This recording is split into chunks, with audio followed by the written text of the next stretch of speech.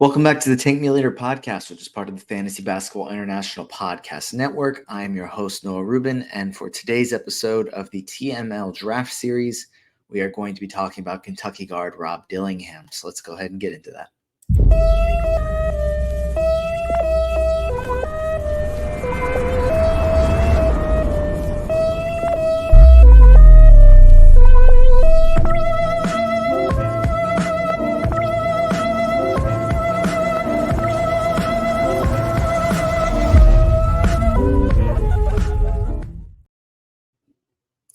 And quickly, before we talk about Rob Dillingham, I just wanted to remind you that support for this Fantasy Basketball International podcast is brought to you by Manscaped, who is the best in men's below-the-waist grooming. Shaving your jewels doesn't have to be risky business anymore thanks to the Lawnmower 5.0 Ultra. This trimmer is all about keeping things smooth and safe so you can trim with confidence. Treat your wrinkleberries and join the 10 million men worldwide who trust Manscaped by going to manscaped.com to get 20% off plus free shipping with the code FBI20. With Manscaped, it's easy grooming, no surprises. Trust me, this trimmer will be your crown jewel's new best buddy. I love this thing. It comes with a compact case. I'm about to go on vacation. I will be taking it with me in the nice case with the bag that it comes with, to the toiletry bag that it comes with, to take everything with you on the road. So just a reminder, you can get 20% off plus free shipping with the code FBI20 at manscaped.com. That's 20% off plus free shipping with the code FBI20 at manscaped.com. Show your balls some love and feel free as a dove. And just along with that, note that we changed our code. It is no longer FBI. It is FBI20. And that's just what you're going to have to use. So, so we're going to talk about Kentucky guard Rob Dillingham today. I'm going to go ahead and pull up my slideshow that can bring up some facts about him. So again, Kentucky guard, born January 5th, 2004. That's going to make him 20 at the start of the draft. And he's 6'3", 176 pounds. There are certain measurements, like the overtime elite measurement when he played there before he played at Kentucky, that had him at 6'1". Just going to kind of depend. I'm sure if he's able to inflate his height a little bit, then he will do that. Don't blame him, but a smaller guard. The per 75 possession stats, just as a reminder before I mention what the stats are, using per possession stats, that helps us to even the playing field between, G League Ignite prospects versus international prospects versus college prospects. Just as a comparison, Kentucky, since, Rob Dillingham, we'll talk about Kentucky, averaged 76.7 possessions this year. And G League Ignite averaged about 95 point something. So an extra 20 possessions per game. Obviously, Rob Dillingham isn't playing all 40 minutes of these games. In fact, he only averaged about 23 minutes per game and only started once this year. But that'll be more in line with potentially the possessions he would see in an NBA game as a full-time starter. But also context being important that this was college basketball versus G League versus overseas in different leagues. The play style is different. In college, teams tend to be a little, obviously lower scoring. There's plenty of complaints from people that follow the NBA about college basketball offenses. Also, like I mentioned, Rob Dillingham was coming off the bench, playing the role as a sixth man. So things are different in every sense of the word. G League Ignite players are playing against players that are trying to get called up to the NBA, prospects that recently got drafted that are getting developmental time, players that are playing for a check, whereas Kentucky at times was playing against teams that players were there to get a 4-year degree. So the context is important. But as far as the per 75 possession stats, 26.5 points, 5.1 rebounds, 6.8 assists, 1.8 steals, 0.1 blocks, 3.5 threes, 3.5 turnovers, 47.5% field goal percentage, 44.4% on threes, and 79.6% from the free throw line. So I have him as my number 4 prospect. No ceilings in their latest big board had him 8. Sam Vecini's latest big board for The Athletic, which was from a few weeks ago, had him 10th. ESPN has him 4th, and Kevin O'Connor from The Ringer has him 8th. So I'm a little bit higher on him than most of the other big, I'm not going to say most of the other big, because that's not true. Most of the big draft names in the media space. I don't want to say other because that's literally not true. I'm a little bit higher on him, partially because I like him a little bit as a fantasy player. My ranking is not strictly fantasy. In fact, it's less fantasy than real basketball, but I see the vision for him. So that's why I like him. Some of his strengths. It's really all about his offense. The shooting, we obviously saw him 44.4% from 3. That was up there, 3.5 threes per 75 possessions. He can finish. He's a crafty finisher, good handle, fun, flashy passes. So just kind of a do-it-all guy offensively, especially for a small guard, like kind of what you'd imagine. Early comparisons that I saw that didn't really stick for reasons that I will explain. Trae Young, but then you see him doing a windmill dunk in like one of his most popular highlights. So more of an athlete as far as verticality than Trae Young, but still a crafty ball handler that can shoot and pass, create his own shot. You can also look at Kentucky guard theory, which may not be an official term, but Kentucky guards end up being better in the NBA than they were in college, for reasons like they're playing on stacked teams because they got a ton of other 5-star prospects in the same class as them. That just is what happens every year. But yeah, a lot of his strengths are on the offensive end.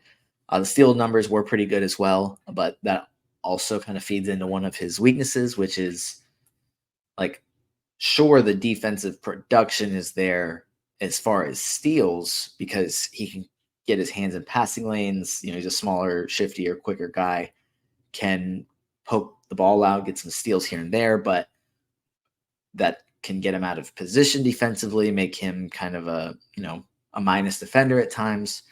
And then he's just a smaller guy. So even if he can use that to his advantage the best way possible, we see small guards have success in the NBA. Steph Curry really started the revolution on that as far as being like a really good scorer at, not that he was the first small guy to be, a good scorer, but because obviously Allen Iverson and other guys, but we've seen Trae Young and Jalen Brunson, especially recently, just like small guards that have success offensively. Now, Jalen Brunson is, I think, a stronger, stockier guy than Rob Dillingham is currently, but I think the lack of height / size and that plays into what can he do defensively outside of force some turnovers. Is he doing enough offensively / not getting beat defensively enough to keep him on the floor? His ceiling to me is that of an all-star. I think his play style fits in really well with what you imagine an all-star point guard to be. That doesn't mean that he's going to be a top 5 or top 10 point guard like that. Those two are not one and the same. They could be. And he has that ceiling, but I think he's a guy that is going to be, or has the potential to be in the conversation for the All-Star game every year, because I think he has the upside to score a lot of points, get a lot of assists, get some steals, hit threes, make fun plays, like things that people want to see in the All-Star game. But that, the weaknesses that we saw kind of play into what is his floor? It could be he's just a microwave scorer, which not that's a bad thing, but the Bones Highland comparison is also a pretty popular one. What we saw, or what Bones was this year, is probably Rob Dillingham's floor to me. A guy that we saw have success in Denver in the playoffs. Like, we know he's capable, but he goes and plays on a competitive team, and he's entirely out of the rotation for parts of the year, especially after they got James Harden.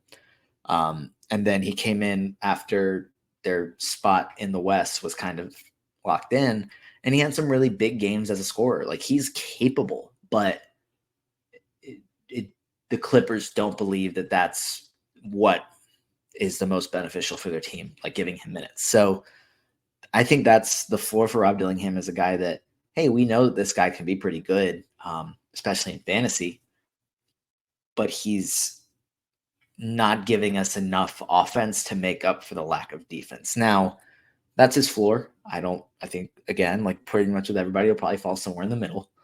But that's not to say he's definitely going to be a bad defender. I just think the lack of size kind of makes everything just a little bit harder for him, which, Trae Young is a guy that I've compared him to a couple times, that has done enough offensively that when the offense is good, and the defense was improved this year, but even considering Trae Young as one of the worst defenders in the league, like if that's in your mind, but he's making up for it by being one of the best offensive players in the league, like that's kind of what you have to be in order to be a starter. Like, you have to at least have one outweigh the other.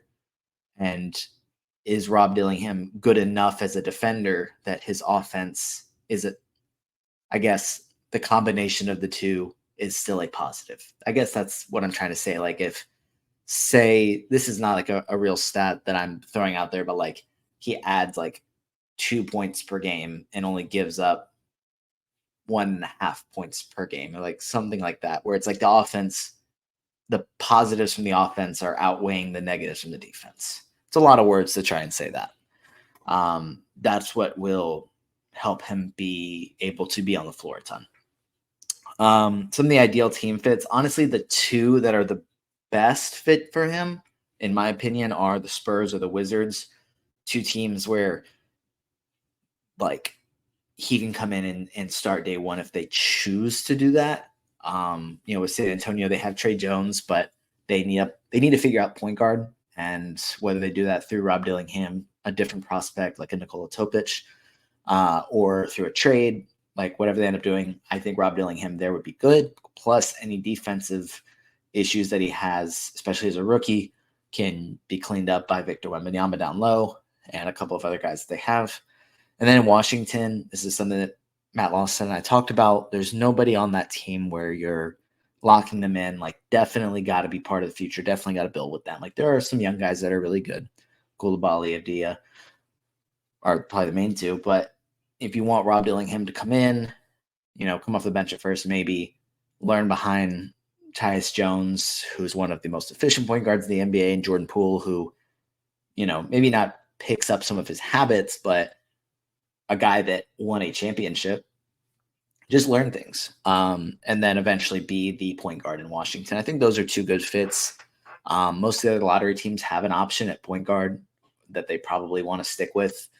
So, yeah, like, obviously things change so quickly in the NBA that within a year or two, Rob Dillingham could be the guy, or he could go to one of those teams and they bring in a different guy that ends up working out. So those are probably the two main ideal fits that I see as of right now, but that doesn't necessarily mean that that's where he's going to end up either. But all in all, really like him as a prospect.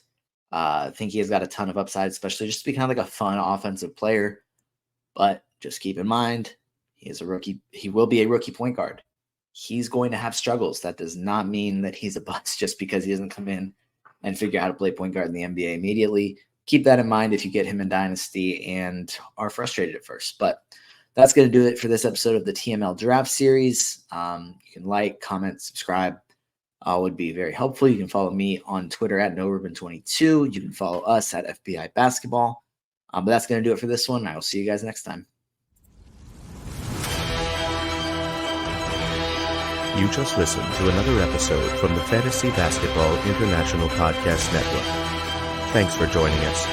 And for more information about joining our community, please check out our website at fbibasketball.com.